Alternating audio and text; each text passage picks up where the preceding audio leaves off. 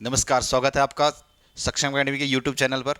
और आज हम 702 श्रृंखला हमारी उसका रीजनिंग देखेंगे। तो पहला क्वेश्चन आपके सामने, लुप्त संख्या 12, 16, 32, 68, 132। फिर हमें निकालना है कि 132 के बाद क्या आएगा। ठीक है, तो देखते हैं हम इसमें क्या स्टेप बना हुआ है। पहले हमारे में 12 है, फिर 16 है, फिर 32 है, फिर 68 है, 132 है। फिर हमें इसके आगे निकालना है कि क्या कहानी है इसके आगे की। ठीक है, तो देखते हैं हम 12 से 16 पे गए हम। तो देखते हैं हम 12 से 16 के बीच में क्या गैप हो रहा है, 16 से 32 के बीच में क्या फॉर्मूला लग रहा है। तो यहाँ पे देखते हैं हम 12 से 16 में लग रहा है 2 का स्क्वायर मतलब 4, 2 का स्क्वायर मतलब 4, 12 और 4 16। 2 के स्क्वायर के बाद क्या आएगा फिर 4 का स्क्वायर। तो 4 का स्क्वायर कितना 16, तो 16 और 16 32 है ना। 4 का स्क्वायर 16, 16 के साथ 16 जोड़ा 32। अब हम आगे बढ़ेंगे। ठीक, यहाँ पे 2 का स्क्वायर हो गया, उसके बाद 4 का स्क्वायर।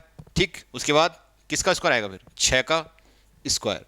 तो 6 का स्क्वायर 36, तो 32 और 36 68। दोनों को हम 32 के साथ 36 जोड़ेंगे तो 68 हमारा आगे आएगा। फिर हम आगे बढ़ते हैं। ठीक, आगे बढ़े तो 68 और 68 के बीच में कितने का अंतर है 8 का स्क्वायर। तो 8 का स्क्वायर 8 8 64, तो 64 और 68, 64 के साथ 68 जोड़ेंगे तो 132 ही आएगा। ठीक है, अब हम आगे चलते हैं। 2 का स्क्वायर हो गया, 4 का स्क्वायर, 6 का स्क्वायर, फिर 8 का स्क्वायर। 8 के बाद किसका स्क्वायर आएगा 10 का स्क्वायर। तो इन दोनों के बीच में अंतर होगा 10 का स्क्वायर कितना 100। तो 132 प्लस 100 कितना हो जाएगा हमारा सीधे 232। तो हमारा आंसर है ऑप्शन बी 232। हमने देखा इसमें 12 और 4 16 के बीच में 2 का स्क्वायर, 4 का स्क्वायर, 6 का स्क्वायर, 8 का स्क्वायर और 10 का स्क्वायर। इस तरीके से श्रृंखला आगे बढ़ रही है। ठीक है, तो 12 4 16, तो 16 और 16 32, 32 और 36 64, 64 और 68 हमारा 132, और 132 और 100 232 हमारा आंसर आ गया इस प्रकार से। ठीक है, चलते हैं नेक्स्ट क्वेश्चन की ओर। तो यहाँ पे दिया हुआ है स्मिता की आयु उसकी माँ की आयु के से क्रमशः अनुपात 3:7 है। स्मिता की आयु और उसकी माँ की आयु का अनुपात क्रमशः दिया हुआ है। क्रमशः मतलब पहले स्मिता की 3:7, 3:7 दिया हुआ है। क्रमशः बोला है तो पहले 3 किसका होगा स्मिता का और 7 किसका होगा माँ का। ठीक है, अब देखते हैं हम इसमें क्या आगे कहानी क्या दी हुई है। तथा उनकी आयु में अंतर 32 वर्ष है। माँ की आयु और स्मिता की आयु में 32 वर्ष का अंतर दिया हुआ है। ठीक है, तो हम इसे इस प्रकार से कर सकते हैं। तो इसे हम स्मिता की आयु मानावाद 3x है और माँ की आयु मानावाद 7x है। ठीक है, तो 7x और 3x इन दोनों की हो गई। और आयु में अंतर बोला है 32। माँ की आयु और स्मिता की आयु का अंतर कितना है 32 है। तो माँ की आयु ज्यादा होगी, ज्यादा में से हमेशा किसका अंतर आएगा ज्यादा में से कम को घटाएंगे है ना। तो ज्यादा क्या है माँ का 7x minus 3x equal to आपका 32 दिया हुआ है। अब आप सोच रहे होंगे कि 7x पहले क्यों रखा, क्योंकि माँ की आयु ज्यादा होगी, ज्यादा में से कम को घटाएंगे तभी आंसर हमारा सही आएगा। ठीक है, तो अब देखते हैं कि कितना आंसर आता है। तो 7 में से 3 गए 4x बराबर 32, x बराबर 32/4। तो 4 को हम 32 से काटेंगे तो 8 चकू 32। तो हमारे पास देख सकते हैं आप x का मान कितना आ गया 32, x का मान कितना आ गया 8। ठीक है, x का मान 8 आ गया। अब हम x यहाँ पे हमने 3x माना था स्मिता की आयु, अब हम x की जगह रखेंगे तो स्मिता की आयु कितनी आ जाएगी स्मिता की आयु। ठीक, 3 गुणा 8, क्योंकि हमें x का मान कितना आ गया 8 आ गया। 8 चकू 8 तियां 24। ठीक, और माँ की आयु कितना हो गए माँ की 7 गुणा 3, 7 गुणा 8, 8 7 56, 8 7 56। ठीक, अब ये तो माँ और स्मिता की क्या वर्तमान आयु निकल गई, वर्तमान आयु माँ और स्मिता की ये वर्तमान आयु है। ठीक है, वर्तमान आयु है। ठीक, अब हमसे क्या पूछा कि 4 वर्ष बाद, 4 वर्ष बाद उनकी माँ उनकी आयु में अनुपात क्या होगा। ठीक है, 4 वर्ष बाद माँ की आयु और स्मिता की आयु में अनुपात क्या होगा, क्योंकि वर्तमान आयु तो निकल गई स्मिता की 24, माँ की निकल गई 56। ठीक, अब क्या होगा स्मिता की आयु में क्या 4 वर्ष जोड़ देंगे तो 24 और 4 28, माँ की आयु में 4 वर्ष जोड़ देंगे 56 और 4 60, ठीक है। तो हमारा 28 किसकी आ गई, स्मिता की 4 वर्ष बाद की आयु, और माँ की 60 वर्ष 4 वर्ष बाद की आयु आ गई हमारे पास। तो हमारे पास आ गया क्या, 28 बटे 60, 28 बटे 60, ठीक। तो हम इसे काटेंगे तो क्या आएगा, 7 चक्कू 28 और 15 चक्कू 60, तो कितना 7:15, ये हमारा आंसर आ गया 7:15, ऑप्शन डी। चलते हैं नेक्स्ट क्वेश्चन की ओर। नेक्स्ट क्वेश्चन हमारे पास, एक व्यक्ति ने खाने पर अपनी आय का 1/3 खर्च किया, ठीक है। उसने आय का शेष कपड़ों पर और किताबों पर खरीदने पर क्रमशः 4:1 का अनुपात में व्यय किया। उसने किताबों पर 2400 रुपए व्यय किए। आदमी को कुल कितनी आय ज्ञात कीजिए, आदमी की आय ज्ञात करनी है हमें, ठीक है। तो क्या कर सकते हैं हम, माना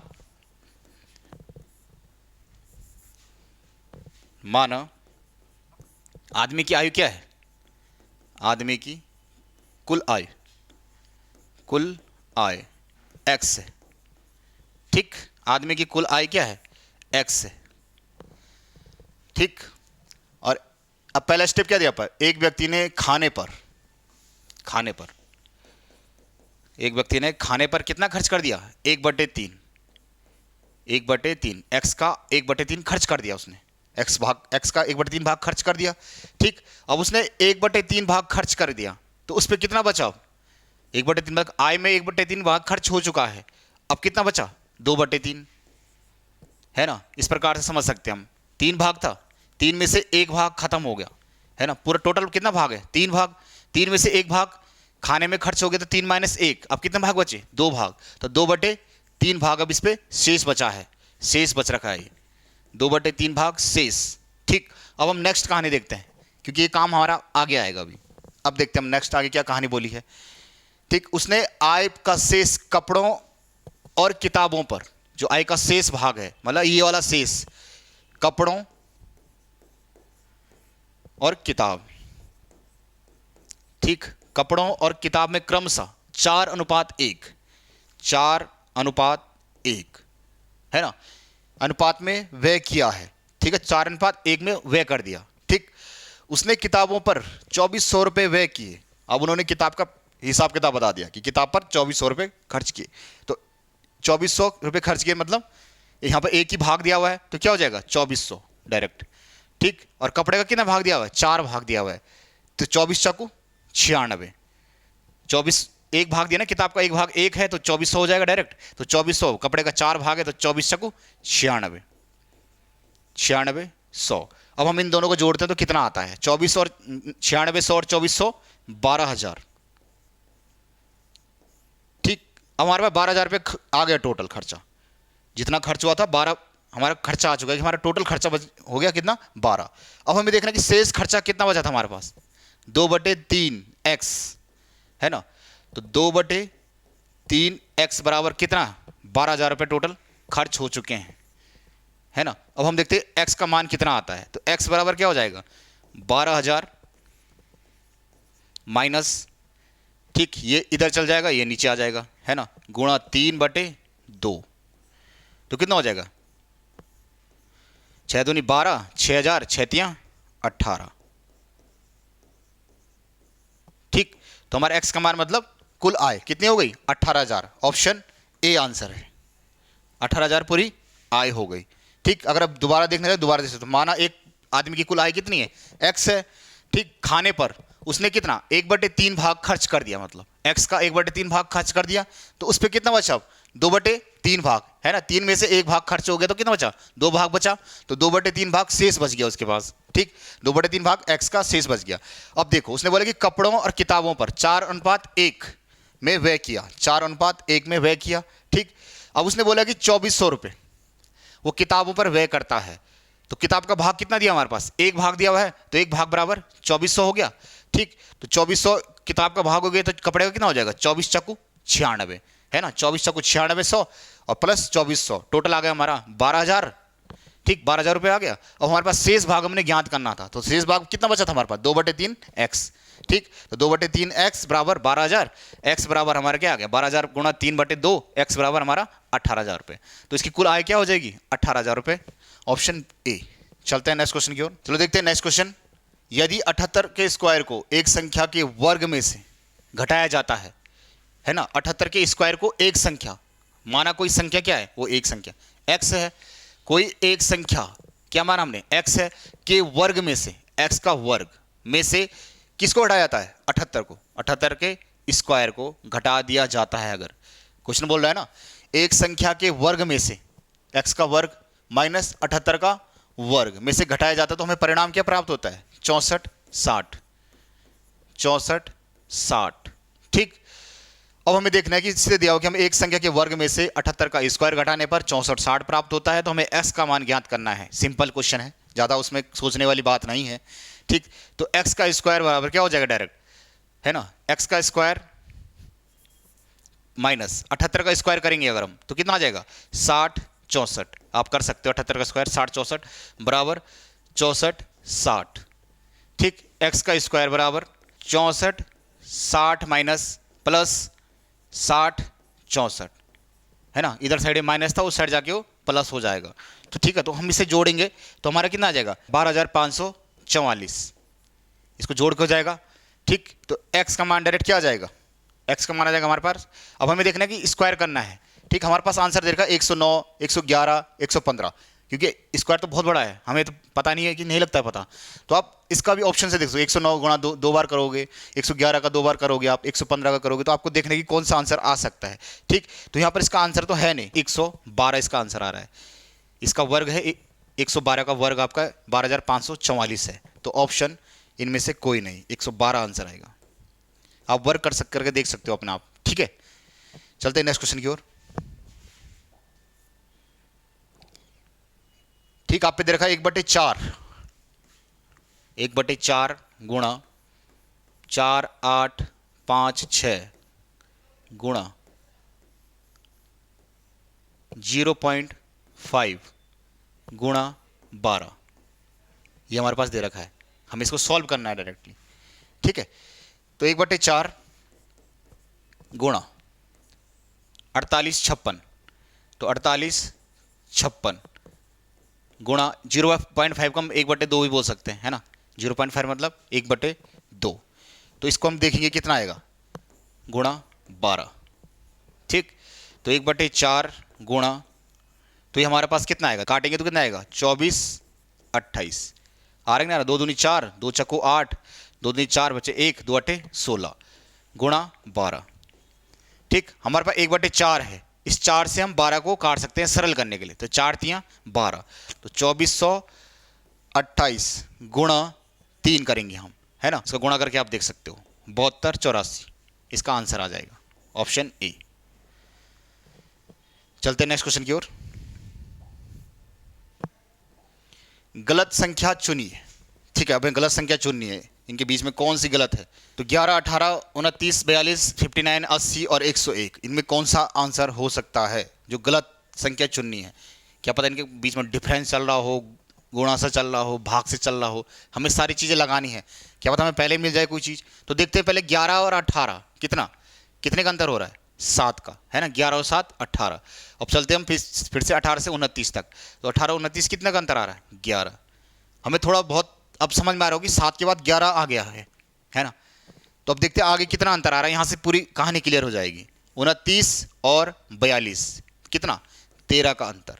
तो हम देखते हैं कि 7 11 13, है ना, इस प्रकार से तो हो नहीं रहा है कि 7 और 4 11 11 और 4, तो यहाँ पर क्या होना चाहिए था, 11 और 4 15, तो ये हो नहीं रहा। फिर हमें दूसरा दिमाग क्या लगाना है, 7 है, 7 किसी से विभाजित नहीं होता, 11 भी किसी से विभाजित नहीं होता, 13 भी नहीं होता, तो क्या है अभाज्य संख्याओं का चल रहा है आगे।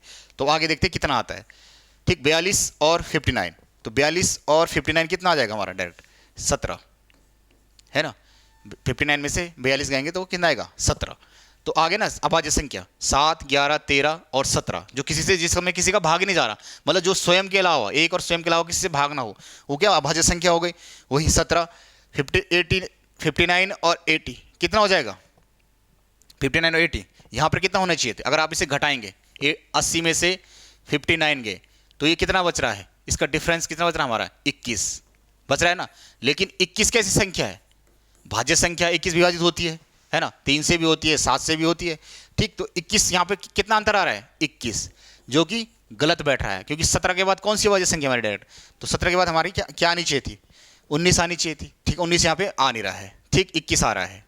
ठीक, तो यहाँ पे कौन सी संख्या गलत हो गई? 80।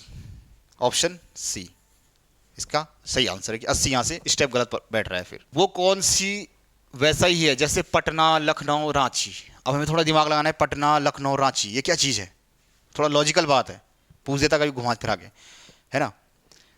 तो पटना, लखनऊ और रांची, पटना राजधानी बिहार की हो गई, है ना, लखनऊ भी आपकी राजधानी यूपी है, तो ये राजधानियाँ बोली है। तो यहाँ पर राजधानी कौन सी है? कानपुर भी कहीं की राजधानी नहीं है, इलाहाबाद भी नहीं है, उदयपुर भी कहीं की राजधानी नहीं है। उत्तराखंड की राजधानी क्या है? देहरादून। तो ऑप्शन ई डायरेक्टली करना था, इसमें सोचने की जरूरत है नहीं।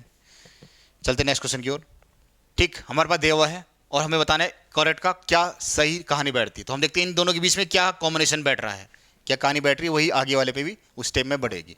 तो हमने देखते हैं यहाँ पे कि UND है ना, UND, ये 3 UND, और यहाँ पे भी सेम दिख रहा है, UND दिख रहा है ना। तो दोनों को ये जो आगे था ये पीछे कर दिया, UND। ठीक, अब आगे हमारे पास ATED, ATED, तो ATED, तो इसमें क्या कहानी बैठाई इसने UND को क्या आगे से यहाँ पीछे डाल दिया। ठीक, और ATED को पीछे डाल दिया, है ना। जो आगे के 3 थे वो पीछे आ गए और पीछे के 4 थे वो आगे आ दिए। वही कहानी यहाँ फिट बैठेगी, देखते हैं बैठ रही है नहीं बैठ रही है। ठीक, वैसे तो बैठ ही जाएगी, है ना। तो वहाँ UND इसने पीछे लाया था, वैसे COR, तो COR को पीछे लाएगा ये, तो COR देखना हमें कहाँ पर है। ठीक, यहाँ पे भी नहीं है, यहाँ पे भी नहीं है, यहाँ पे भी नहीं है, कहाँ है सीधे? COR, है ना। बैठ गई कहानी यहीं पे फिट बैठ गया ना फॉर्मूला। COR पीछे लाया। ठीक, अब देखते हैं हम इसके आगे वाले भी सही है नहीं है। तो क्या बचा हमारे पास? RECT, तो RECT, है ना। तो आगे वाले 3 पीछे चले गए ये, और 4 पीछे के थे वो आगे आ गए। तो कौन सा आंसर हो गया? Option D. चलते हैं नेक्स्ट क्वेश्चन की ओर। 99 क्वेश्चन हमारे पास है। A और B के बीच की दूरी 400 किलोमीटर है। कोई A और B है, A यहां पर है और B यहां पर है, A यहां पर है, B यहां पर। इनके बीच की दूरी कितनी है? 400 किलोमीटर। इनके बीच की दूरी है 400 किलोमीटर। ठीक, अब आप देखते हैं आगे क्या कहानी बैठ रही है। दोनों एक दूसरे की ओर चलना प्रारंभ करते हैं। A भी प्रारंभ कर रहा है, B भी प्रारंभ करेगा, चलना प्रारंभ करते हैं। और 120 किलोमीटर चलने के बाद दोनों चल रहे हैं। 120 किलोमीटर ये भी चल गया और 120 किलोमीटर ये भी चल गया। दोनों 120 किलोमीटर चल गए। 120 किलोमीटर ये, 120 किलोमीटर AB और 120 किलोमीटर A, दोनों चल गए साथ साथ। चलने के बाद B, अब उसने B की बात कर दी है यहाँ पर। जो चलने के बाद B क्या कर रहा है? बोल, B बाईं ओर मुड़ता है, B बाईं ओर मुड़ता है। ठीक, आपको बताया कि बाएं और दाएं, है ना। दाएं क्या, जिस हाथ से हम दाना मतलब खाना खाएंगे, तो बाएं हमारा क्या, इधर वाला हाथ हो गया। तो बाएं जाता है कितना? 40 किलोमीटर। बाएं मुड़ता है, 40 किलोमीटर चलता है। ठीक, और वह पुनः दाएं मुड़ता है। अब उसका मुंह नीचे की ओर है, तो दाएं हाथ किस तरफ चल जाएगा? इस तरफ, है ना। तो इस तरफ मुड़ता है कितना? 80 किलोमीटर। इस तरफ चलता है 80 किलोमीटर। हमें ये साथ साथ लिखना पड़ता है पेपर में, ध्यान रखना। जो हमारे पास दूरियां डिस्टेंस दिया हुआ है उतना उसको नीचे लाइन में इंडिकेशन करना है। ठीक है, 80 किलोमीटर चलता है। फिर वह दाईं ओर मुड़ता है, दाईं ओर मुड़कर, B की बात हो रही है, 80 किलोमीटर चल गया। फिर वह दाईं ओर मुड़कर वापस सड़क पर आ जाता है। अब सड़क कौन सी है? सड़क तो चल ही रही है। वापस 40 किलोमीटर कितना दाईं ओर मुड़कर सड़क पे चल जाता है। तो सड़क पे चलेगा कितना? यहाँ पर, सड़क पर यहाँ पर आ गया, है ना। तो 40 का डिस्टेंस यहाँ था, तो 40 का भी यहाँ होगा। सड़क से डिस्टेंस 40 था, नीचे मुड़ा जब, तो यहाँ जब ऊपर जाएगा सड़क पे तो 40 ही डिस्टेंस रहेगा। ठीक, अब क्या बोल रहा है वो नीचे? यहाँ पर थोड़ा समझने वाला लॉजिक है ना, कोई चीज़ लॉजिक वाली बात बोल रहा है। यदि A और B दोनों समान चाल से चल रहे हों, मतलब दोनों की चाल समान है ना। B ने कितनी दूरी तय कर ली है? 120 तो यहाँ तक थी, उसके बाद कितनी दूरी तय कर ली? 40, 80, 120 और 40 कितना? 160। तो बी कितना चले गया, 120 तो यहां चले गया था, 160 यहां चले गया। तो देखते हम 120 और 160 कितना आ जाएगा, 6 2 8 और 2 280 किलोमीटर बी चल चुका है। जब बी 280 किलोमीटर चल चुका है तो ए, क्योंकि दोनों ने साथ चलना प्रारंभ किया, ए ने भी और बी ने भी, तो यहां पे क्या कहानी दी हुई है, यदि ए और बी दोनों समान चाल से चल रहे हो, है ना, तो ए ने जब बी ने 280 किलोमीटर चल लिया तो ए भी 280 किलोमीटर चल रहा होगा, ए भी क्यों चुप रहेगा, है ना। जब दोनों समान चाल से चल रहे तो ए भी पूरा चलेगा। तो ए की दूरी यहां पर कितनी थी, 120। ठीक, अब ए कितना चल रहा है, यहां से ए भी कितना चल जाएगा, 280। 280 कहां तक जाएगा, डायरेक्ट यहां तक 280। अब ए यहां पर पहुंच चुका है 280 किलोमीटर, क्योंकि 280 इसलिए है क्योंकि इसके बाद कितना बचा, 120, मतलब पूरा 400 डिस्टेंस पूरा हो जाएगा।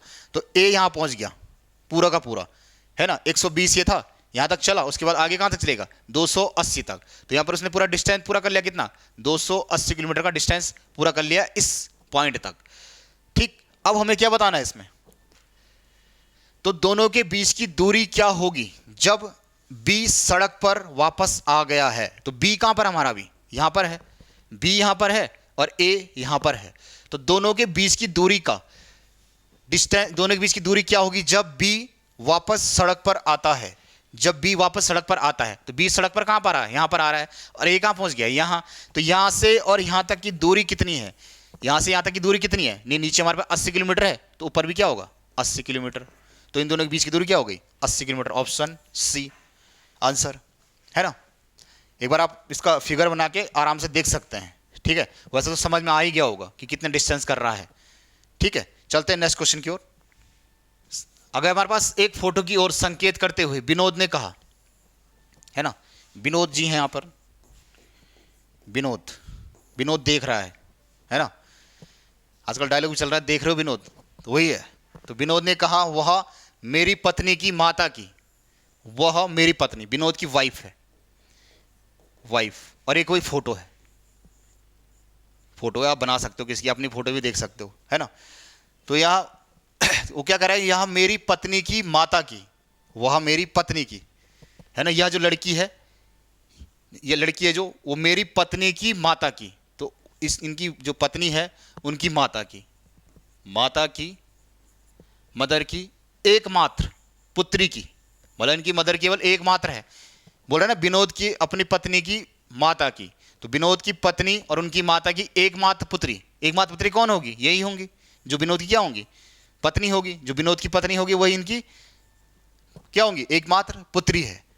ठीक, एकमात्र पुत्री की क्या है, ये तस्वीर एकमात्र पुत्री की पुत्री है, ये पुत्री है। ठीक, तो विनोद का फोटो वाली लड़की से क्या संबंध है, तो जब ये इनकी पत्नी की बेटी है तो इनका क्या लगेगी, इनके ये क्या लगेगी, पिता लगेंगे डायरेक्ट, ऑप्शन सी, है ना, डायरेक्ट पिता होंगे, है ना। ये क्या कहना चाह रहा है, जब विनोद की पत्नी की, कह रहे ना, विनोद ने कहा वह मेरी पत्नी की, कौन वह, ये फोटो, वह मेरी पत्नी की, है ना, पत्नी की माता की, पत्नी की माता, है ना, पत्नी की माता मदर हो गई। यहाँ पे एकमात्र पुत्री कौन होगी, इन्हीं विनोद की वाइफ होगी, जब एकमात्र है तो एकमात्र पुत्री की कौन है, ये तस्वीर एकमात्र पुत्री की पुत्री है, तो इसकी वाइफ की पुत्री है। तो जब वाइफ की पुत्री है तो उनकी पुत्री होगी, कुछ और तो हो नहीं सकती, है ना। तो ऑप्शन सी क्या हो जाएगा, पिता। इस फोटो का संबंध क्या है, पिता का संबंध है। ठीक है, धन्यवाद, मिलते हैं नेक्स्ट पेपर पे।